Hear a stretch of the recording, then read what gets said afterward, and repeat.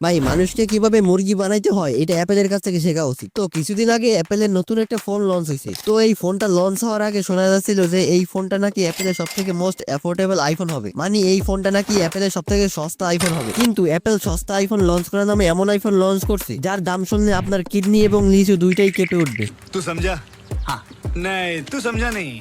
তো অ্যাপেলের নতুন আইফোন 16e লঞ্চ হয়ে গেছে। তো এই ফোনটা লঞ্চ হওয়ার আগে এর নাম নিয়ে অনেক কনফিউশন ছিল। তো এই ফোনটা আইফোন SE4 নামে লঞ্চ হবে নাকি আইফোন 16e নামে লঞ্চ হবে, এইটা নিয়ে অনেকের ভিতরে কনফিউশন ছিল। তো ফাইনালি অ্যাপেল এই ফোনটা লঞ্চ করার পর এর নাম নিয়ে কনফিউশন দূর করে দিয়েছে। তো অ্যাপেল এটার নাম আইফোন 16e রাখছে। তো এই আইফোন 16e এটা আইফোন 16 সিরিজেরই একটা ফোন। তো এর মানে এখন প্রতি বছর নতুন আইফোন সিরিজের সাথে নতুন আরো একটা ফোন লঞ্চ হবে। কিন্তু এখন আইফোন 16e এর অর্থ কি? এক্সপেন্সিভ নাকি একদম?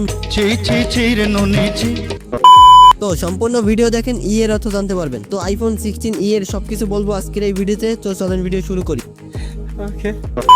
তো সর্বপ্রথমে যদি এর ডিজাইনের কথা বলি, এর ডিজাইনটা একেবারেই সিম্পল, দেখে মনে হয় পুরনো কোনো মডেলের আইফোন। পিছনে শুধুমাত্র একটা সিঙ্গেল ক্যামেরা রয়েছে এবং একটা খাওয়া আপেলের লোগো। তো পিছন থেকে দেখলে মনে হয় এটা পুরনো কোনো মডেলের আইফোন, কিন্তু সামনে থেকে দেখলে এটা একদম আইফোন 14 এর মতো লাগে। কারণ এই আইফোন 16e এর ভিতরে আইফোন 14 এর মতো একটা নচ আছে, যার কারণে সামনে থেকে দেখলে একদম আইফোন 14 এর মতো লাগে। এবং এই আইফোনটা অনেক হালকা, মাত্র 167 গ্রাম, যার কারণে হাতে ধরতে অনেক লাইট ওয়েট লাগবে। এবং এই আইফোনটা মাত্র দুইটা কালারে লঞ্চ হয়েছে, একটা হলো ম্যাট ব্ল্যাক এবং একটা হলো হোয়াইট। তো সরি টিকটকার সাপরি আপুরা, আপনাদের জন্য পিঙ্ক কালারের আইফোন লঞ্চ হয় নাই। তো নতুন আইফোন লঞ্চ হয়েছে দেখে এটা কেনার জন্য লাফাইতে লাফাইতে কক্সবাজার যাইয়ে ফাও কষ্ট করার দরকার নাই।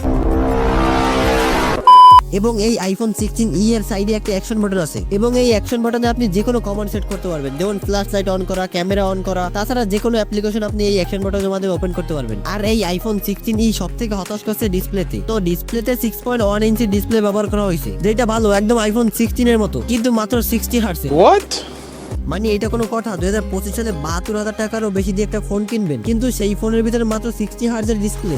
মানে এটা কোনো কথা ভাই? যেখানে বর্তমানে 20-25 হাজার টাকার ভিতরে 90 হার্টজ 120 হার্টজ রিফ্রেশ রেটের ডিসপ্লে পাওয়া যাচ্ছে, সেখানে 72,000 টাকারও বেশি টাকা দিয়ে একটা ফোন কিনবো, তা আবার সিঙ্গেল ক্যামেরার এবং 60 হার্টজের। মানে এইটা পাগলামি ছাড়া আর কিছুই না। অ্যাপল কোম্পানি আমাদেরকে মগা পাই লইছে। আর পিছনের সিঙ্গেল ক্যামেরায় 48 মেগাপিক্সেলের ফিউশন ক্যামেরা ব্যবহার করা হয়েছে, আর ফ্রন্টে 12 মেগাপিক্সেলের সেলফি ক্যামেরা ব্যবহার করা হয়েছে। কিন্তু এইখানে পিছনের সিঙ্গেল ক্যামেরাটা হলো টুইন অন ক্যামেরা, মানে এই সিঙ্গেল ক্যামেরাটাকে আপনি দুই ভাবে ব্যবহার করতে পারবেন। তো এর যে পিছনে সিঙ্গেল 48 মেগাপিক্সেলের ক্যামেরা আছে, তো ওইটা দিয়ে আপনি হাই রেজলিউশনের ছবি তুলতে পারবেন এবং এইটা দিয়ে আপনি অপটিক্যাল জুমের মতো 2x এর ছবি তুলতে পারবেন। এবং ফ্রন্টে যে 12 মেগাপিক্সেলের সেলফি ক্যামেরা আছে, তো ওই ক্যামেরাটা সেম ক্যামেরা যেটা আইফোন 16 সিরিজে ব্যবহার করা হয়েছে। এবং ফ্রন্ট ক্যামেরায় ফেস আনলক ফিচার আছে এবং এর পারফরম্যান্সের জন্য অ্যাপলের লেটেস্ট A18 চিপসেট ব্যবহার করা হয়েছে। এবং চার্জিং এ এবার টাইপ সি পোর্ট ব্যবহার করা হয়েছে এবং 20 ওয়াটের ফাস্ট চার্জিং এর সাথে। মানে 2025 সালে 20 ওয়াটকে ফাস্ট চার্জিং বলা হয়, মানে এটা একমাত্র অ্যাপেলই পারে। তো এগুলো দেখার পর মনে হইতেছে যে অ্যাপেল এবার অ্যাপেল নাই, অ্যাপেল হয়ে গেছে গাজা কোম্পানি।